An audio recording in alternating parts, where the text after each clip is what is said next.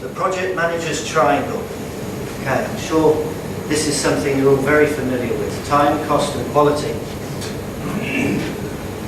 I was looking at the internet last night, just sort of trying to reassess myself as this, and I discovered that it's actually referred to as the iron triangle. It was a name I'd not heard for this before, and it all suddenly hit me, like the project manager with his iron triangle does all of the time, trying to drum into me time, cost and quality. There are a number of statistics that can be garnered off the web from various prestigious consulting companies who put a lot of time and effort into looking at how well things are going. We're going to be dropping a lot of those statistics that we found into the conversation tonight. So those statistics actually come from organisations that are classed as a level 2 maturity organisation. And the reason we've chosen level 2 is that 75% of organisations sit at a level 2 level. So it should, if we take the Pareto rule, 80-20, then this should hopefully resonate with you.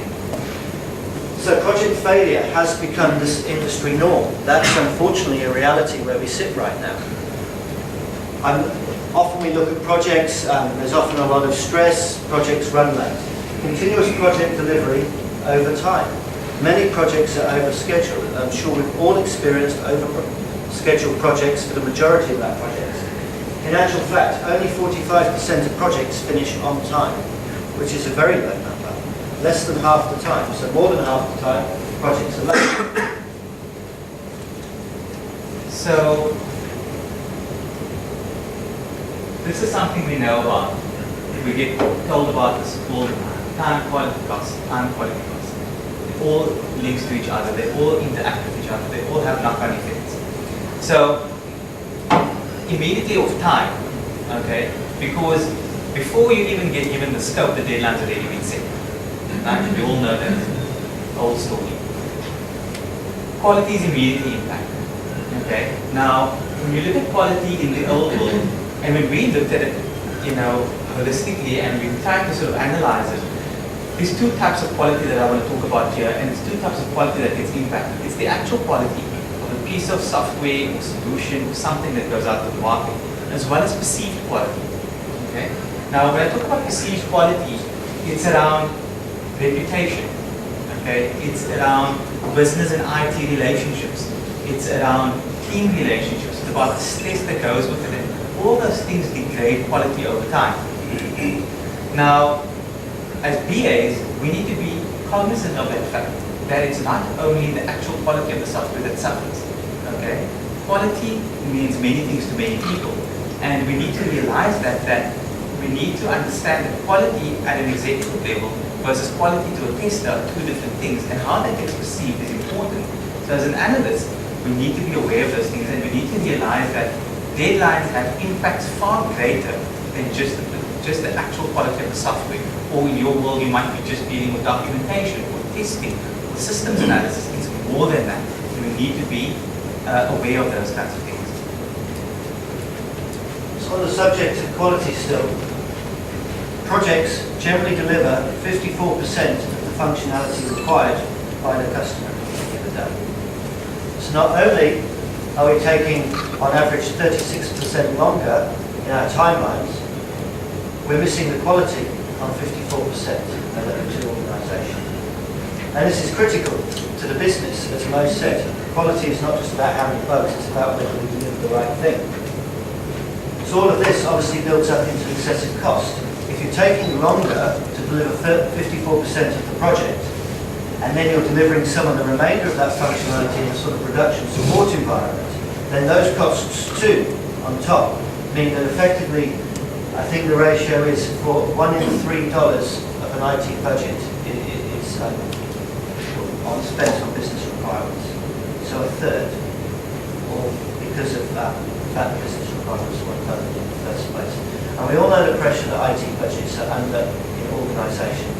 And unfortunately, a lot of this is to do with the inefficiencies that we have around these three things. But in terms of these three things, this is very much a triangle, as I say, that we've been beaten over the head with. And unfortunately, it's not working.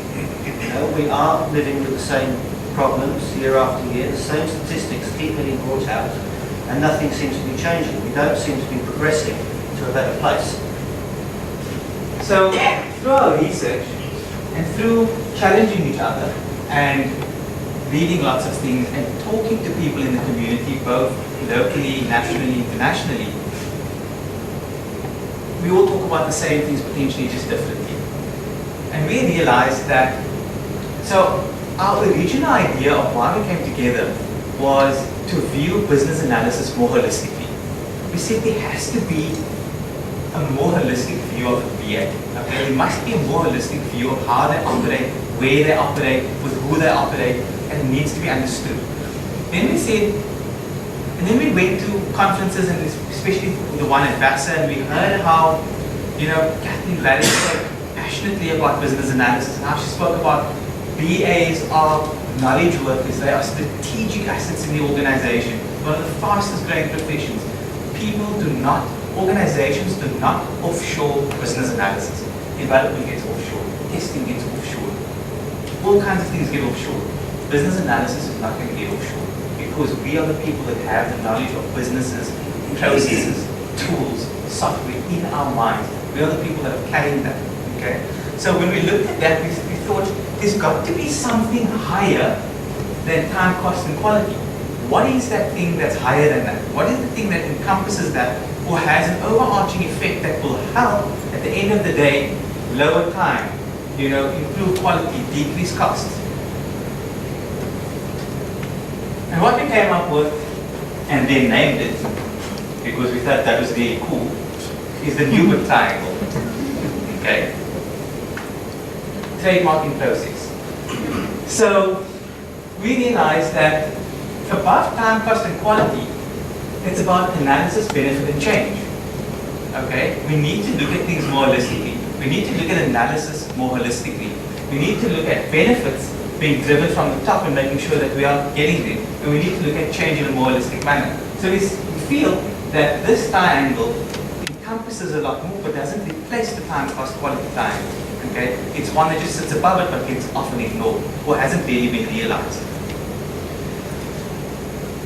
So generally what happens in an organisation is a project is assigned to you, however it's assigned to you, and generally it's given to you in a position where what is needed has already been defined and you're supposed to just go off and do it. And that unfortunately is the setting up for failure that we see in terms of the time, cost and quality. So we looked at some of the root causes around this to say, well okay, if projects are failing at this rate and costing this much more than they should, what are the underlying causes of this failure? And so we had a look around at the sort of information again that we could garner from the web internationally, and it seems that 99% of the issues actually have a root back to business analysis. Okay, I'm not saying it's totally our fault, but unfortunately a lot of it points our way, which just means that we've got the opportunity to actually be able to remedy the sort of state of the project successes as we move forward. 50% of the reasons a project fails is due to poor requirements definition. That's half the time it's because the specification wasn't delivered on for whatever reason. It might not be the spec's fault, it might not have been communicated well. So there's a lot of reasons in there. 17% of project failure is due to inadequate risk management. This to me talks a lot to benefit, really, in that if you manage your risks, then you're going to be managing your business benefits. And that is, at the end of the day, why we're delivering what we do, is to give the business some benefit. 15% is down to poor scope, and 14% is down to communications. Even though the project manager owns scope in terms of time, cost, quality, doesn't necessarily own scope in terms of functionality in business. And it's that functionality that the business requires that actually informs how long something's going to take, and therefore how much it's going to cost to deliver it. So all of this works up. And then 3% is down to lack of skilled resources, which is quite a low number. Then the other 1% is just another, which we probably can have a handle in too. So really the analysis around here is about strategic analysis, about identifying what the business really need, not what they think they need, but what they need, and challenging that. And be able to do this up front before a project begins, so that project can be scoped accurately and the tasks created accurately in order to start to be able to deliver on time. Now obviously they won't like the timeline and they'll want to close it in, but those are negotiations that we need to go through. That analysis needs to focus on business benefits. If it's not benefiting someone, then it shouldn't be worked on. That might be a cost benefit, a usability benefit, might be some sort of efficiency benefit. All of these benefits obviously need to come down to some sort of round value when you do the ROI, but at the end of the day, if the analysis doesn't say that it benefits the business, then it shouldn't be worked on. And then you can do all this hard work, and if you don't manage to change with your stakeholders, if you don't communicate well, if you don't listen to what your users need and watch how they adopt to the software or to the change or to the new process and monitor that, then regardless of how good the first two are, the change is going to fail.